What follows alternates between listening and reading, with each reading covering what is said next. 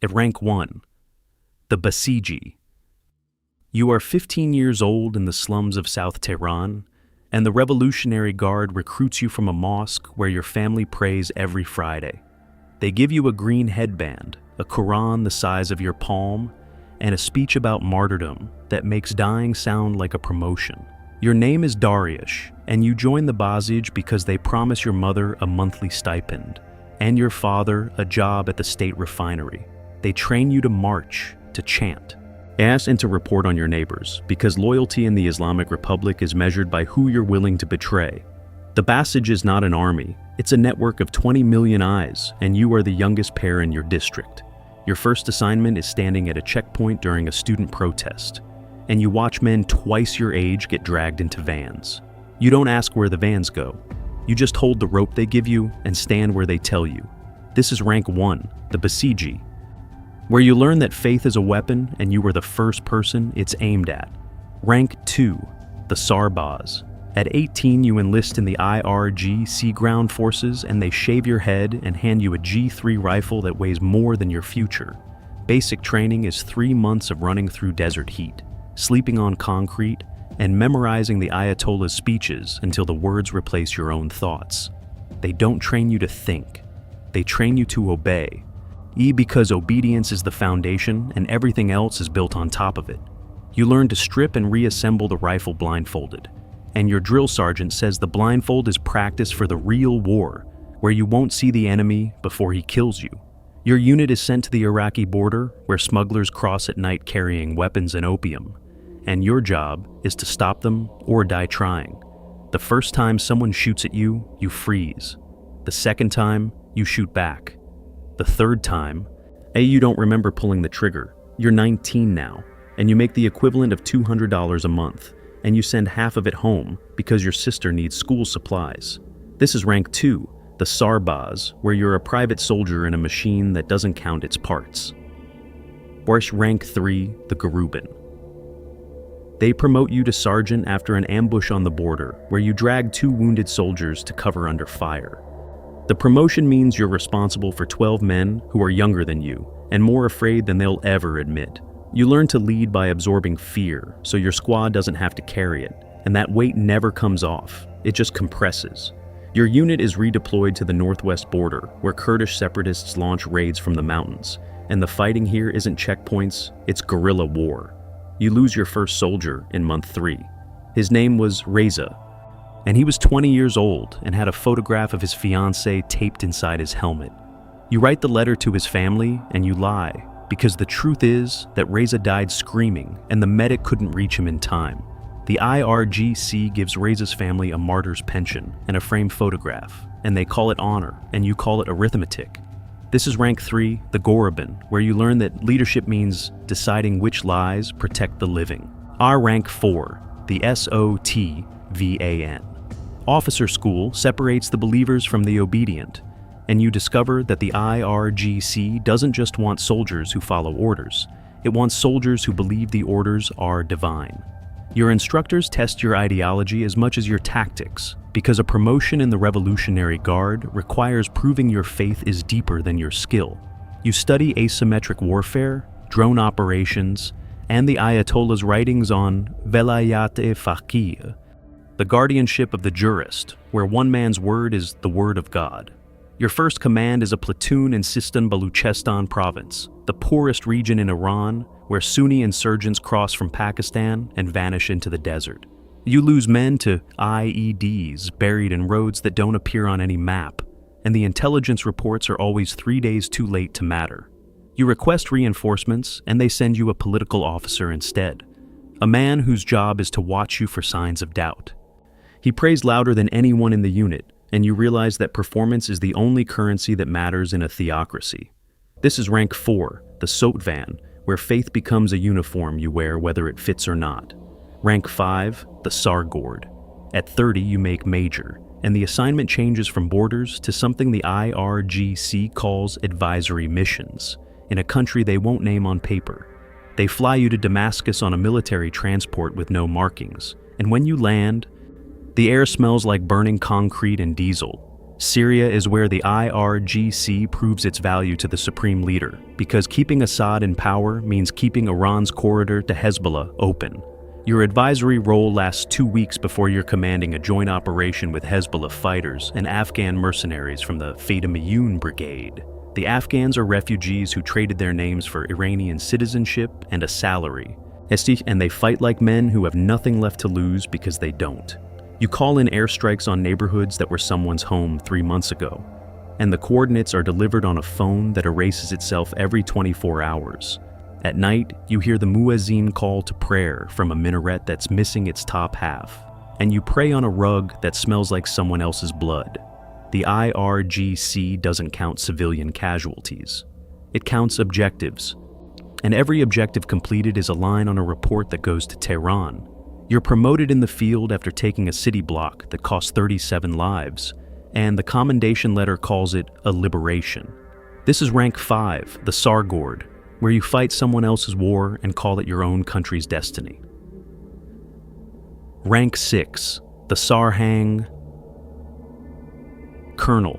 You return to Tehran and trade the desert for a desk inside a compound that doesn't appear on Google Maps. You command a regiment now, and your responsibilities include conventional forces, drone units, and a budget line that has no description next to it. The budget line funds operations that never happened in countries Iran was never in, and the paperwork is designed to be burned, not filed. You attend briefings where generals discuss closing the Strait of Hormuz, the way businessmen discuss quarterly earnings with charts and projections. The strait carries 20% of the world's oil supply, and the IRGC's Navy has spent 30 years preparing to shut it down in 72 hours. You realize that Iran's military strategy isn't about winning wars. It's about making wars so expensive that nobody wants to start one. You're 36, and you own a house in North Tehran that costs more than a colonel's salary should allow, and nobody asks where the difference comes from. This is rank 6, the Sarhang, where the line between soldier and strategist disappears and the line between patriot and profiteer fades right behind it. Rank 7, the Saberin. They pull you from your desk and send you to the Saberin Special Forces Unit because the IRGC needs commanders who can still fight, not just plan. The Saberin are the most elite unit in the Revolutionary Guard, trained in covert operations, hostage rescue, asymmetric warfare, and assassination. Qualification takes 6 months, and half the candidates drop out because the training isn't designed to build soldiers. It's designed to break humans and rebuild them as instruments. Your first covert operation is in Iraq, dismantling an ISIS cell that's been targeting Shia pilgrims on the road to Karbala. You don't wear a uniform. You don't carry identification. If you're captured, Iran will deny you exist with the same sincerity they deny everything else. The operation lasts 11 days, and when it's over, 89 men are dead, and you fly back to Tehran on a cargo plane sitting on ammunition crates. Nobody greets you at the airport. Nobody writes about it in the newspaper. The operation never happened, and neither did you. This is rank 7, the Saberin, where you become a ghost who kills for a country that will never admit you were there. Eris, rank 8, the Quds Force Operative. They transfer you to the Quds Force, the IRGC's arm for everything outside Iran's borders. And the world gets smaller and more dangerous overnight. The Quds Force operates in Iraq, Syria, Lebanon, Yemen, Gaza, and a dozen countries that would deny your presence under oath. Your job is to train, arm, and coordinate proxy militias that fight Iran's wars without wearing Iran's flag. Plausible deniability built into every bullet. You funnel weapons to Hezbollah through routes that cross 4 borders. And each crossing has a different bribe and a different contact who uses a different phone. You meet men who will kill for theology and men who will kill for money, and you learn to use both without trusting either. The Quds Force commander in your sector is a man who quotes Persian poetry before ordering strikes, and you realize that cruelty and culture are not opposites in this world. You're 40, and you haven't slept in the same bed twice in 3 months, and your wife in Tehran is raising your children alone. This is rank 8, the Quds Force Operative, where you carry Iran's foreign policy in a briefcase that nobody's allowed to open. Rank 9, the Sartip, Brigadier General. You return to Iran and they give you a star and a seat at a table where the decisions affect millions. You oversee an entire provincial command of the IRGC, 30,000 soldiers, and the economic interests that fund them. Because the IRGC doesn't just fight wars, it builds highways, runs telecommunications companies, controls ports, and operates construction firms worth billions. Your command generates revenue that goes to the Guard's shadow budget, and the shadow budget funds the operations the Parliament never votes on. You attend meetings with businessmen who are also colonels, and colonels who are also billionaires, and the uniform is just a costume everyone wears to the same party. Even the Supreme Leader sends you a personal letter praising your service, handwritten, and you frame it because in the Islamic Republic, one man's handwriting is the word of God. You're 45, and your children attend the best schools in Tehran, and they think their father is a hero, and you let them believe it. This is rank 9, the Sartip, where military power and economic empire become the same thing, and both answer to one man. Ochabar, rank 10, the Quds Force Commander. They give you command of the entire Quds Force, and with it, control of Iran's influence across the Middle East and beyond. You are now the most feared man in the region that doesn't hold a political title, and your phone calls can start wars or end them. You coordinate with Hezbollah's leadership in Beirut, the Houthis in Yemen, militias in Iraq, and operatives embedded in countries that think they've expelled you.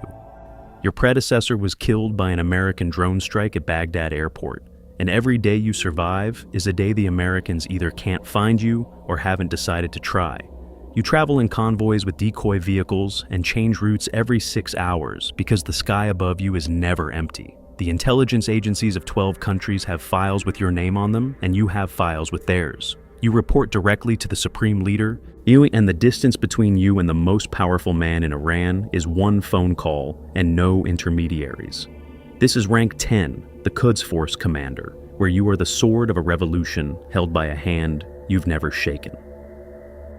Rank 11, the IRGC Commander-in-Chief, Bays.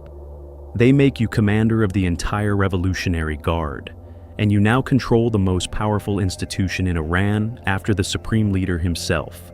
125,000 soldiers, a navy, an air force, a missile program, a cyber warfare division, a space program, and an economy the size of a small nation. You answer to no parliament, no president, no court. You answer to one man, and when he dies, you answer to the system that replaces him. The regular army watches you with resentment because you have better equipment, better funding, and better access to power, and they can't say a word about it.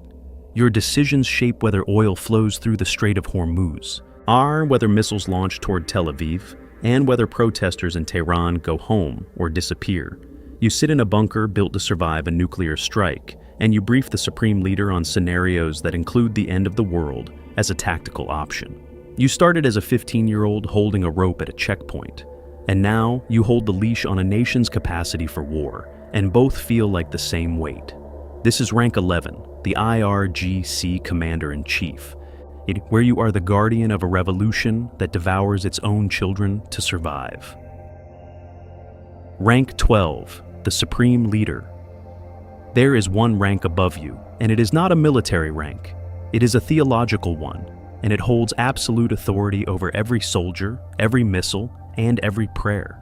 The Supreme Leader is the Commander-in-Chief of all armed forces, the final authority on foreign policy, and the voice of God on earth according to the Constitution. He appoints you. He removes you.